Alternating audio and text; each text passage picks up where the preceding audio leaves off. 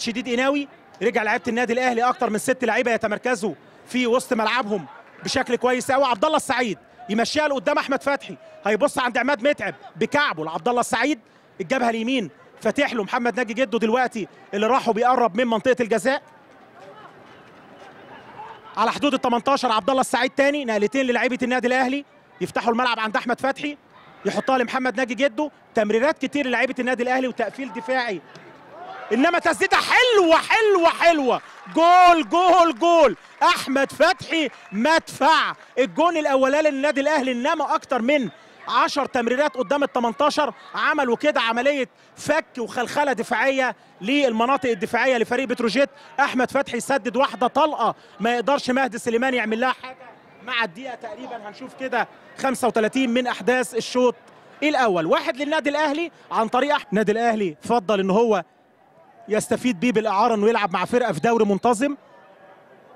نادي هاجر السعودي كان العرض اللي جه للنادي الاهلي ضربه حره. كابتن حسام البدري بقى نتكلم على الترشيحات كده في الكاف او الاتحاد الافريقي.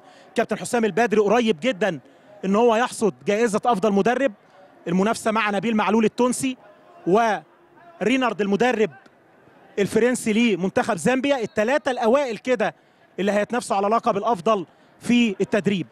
محمد ابو تريكه يا ولد يا لعيب، ايه يا ابني الجمال ده، حلوه حلوه حلوه. محمد ابو تريكه فوقتنا يا ابو تريكه. الجون الثاني يا سلام يا ابو تريكه لما بتسجل الدقيقه 22، انما حط واحده ايه، بص شوف في الاعاده مره ثانيه جميله جميله. راح لسيد معوض كده بعد ما مشاها له وحط وش رجله فيها كانه بيكلم الكوره. مهدي سليمان لو قعد يومين 3 ما كانش هيعمل لها حاجه، يومين 3 على يوم الاربع كان يطلعها.